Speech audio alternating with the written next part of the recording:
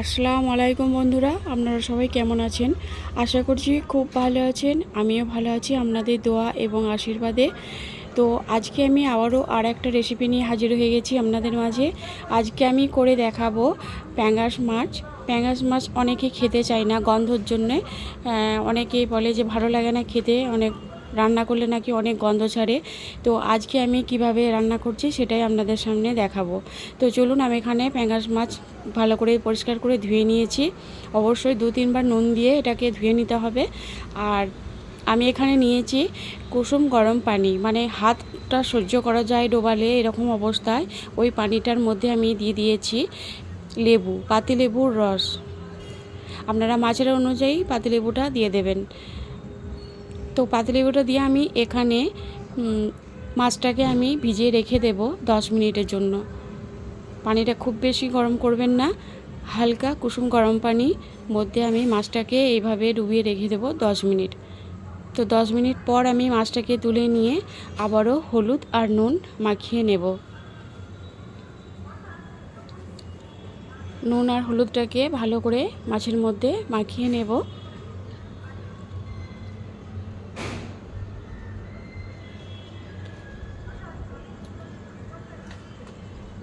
তো আমি সুন্দর করে নুন আর হলুদ মাখিয়ে নিয়েছি। এরপর আমি মাছটাকে খুব ভালো করে ভেজে নেব। দেখুন, মাছটাকে এরকম করে ভেজে নিয়েছি, একটু কড়া করেই ভেজে নিতে হবে। আর আমি আজকে মাছটা রেসিপি করব পাঙ্গাস মাছ ভোনা। তো মাছগুলোকে আমি খুব ভালো করে ভেজে তুলে নিয়েছি, আর অবশ্যই সর্ষের তেলে রান্নাটা করব। মাছগুলো তুলে নেওয়ার পর আমি ওই তেলের মধ্যে দিয়ে দিলাম পেঁয়াজ কুচি। আমি এখানে 4টে মাঝারি সাইজের পেঁয়াজ নিয়েছি। পেঁয়াজটাকে খুব একটু চিকন করে কেটে নিয়েছি। এরপর আমি পেঁয়াজটাকে তেলের মধ্যে দিয়ে খুব ভালো করে ভেজে নেব।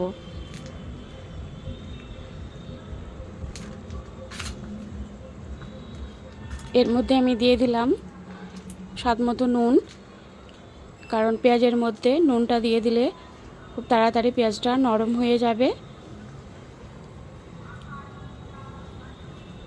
তো দেখুন, পেঁয়াজটা আমার নরম হয়ে গেছে। এরপর আমি এখানে দিয়ে দিলাম একটা টমেটো কুচি। টমেটোটাকে দিয়ে আমি পেঁয়াজের সঙ্গে খুব ভালো করে ভেজে নেব। তো দেখুন, পেঁয়াজটা টমেটো নরম হয়ে গেছে। এরপর আমি এখানে মশলা দিয়ে দিলাম লঙ্কা গুঁড়ো 1 চামচ, আর দিয়ে দেব হলুদ গুঁড়ো। আমি এখানে হলুদ গুঁড়ো দিয়ে দেব 1 চামচ। এরপর আমি পেঁয়াজের সঙ্গে খুব ভালো করে মশলাটাকে ভেজে নেব। এই রান্নাতে তেলটা একটু বেশিই লাগবে।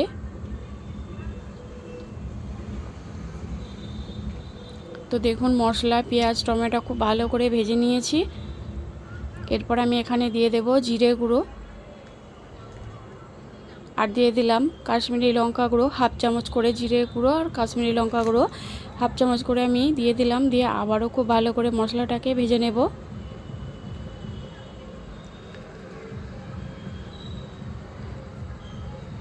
মশলাটাকে খুব ভালো করে কষিয়ে নিয়েছি। এরপর আমি এখানে দিয়ে দিলাম আদা রসুনের পেস্ট 1 চামচ।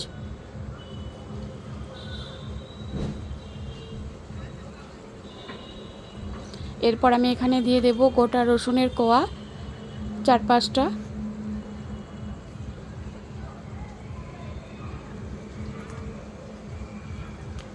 এরপর আমি এখানে দিয়ে দেব কাঁচা লঙ্কা চেরা 4টে। আর এখানে আমি পেঁয়াজ নিয়েছি একটা বড় সাইজের। পেঁয়াজের পাপড়িগুলোকে আমি এভাবে ছাড়িয়ে নিয়েছি। এর মধ্যে আমি দিয়ে দিলাম, দিয়ে ভালো করে কষিয়ে নেব।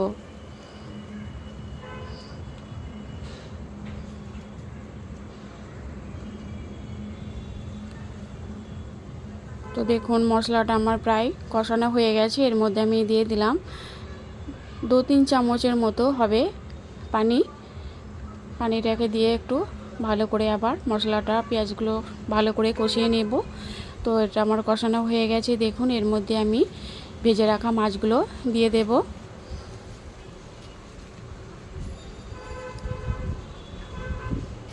এখানে আমি আর পানি দেব না, মাছগুলোকে এভাবে মশলা আর পেঁয়াজটার সঙ্গে খুব ভালো করে কষিয়ে নেব।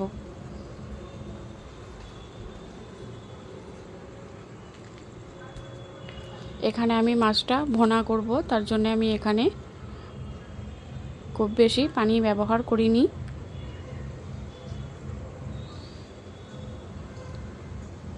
এরপর আমি একটা ঢাকনা দিয়ে ঢেকে দিলাম।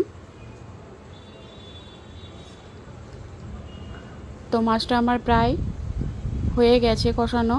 এরপর আমি এখানে দিয়ে দিলাম হাফ চামচেরও একটু কম গরম মশলার গুঁড়ো।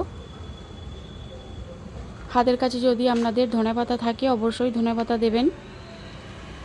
তো দেখুন এটা আমার হয়ে গেছে, আর দেখতে কতটা লোভনীয় হয়েছে। আপনারা ঠিক এভাবে করেই এটা রান্না করবেন। তো কেমন হয়েছে আপনারা অবশ্যই জানাবেন। ভালো থাকবেন।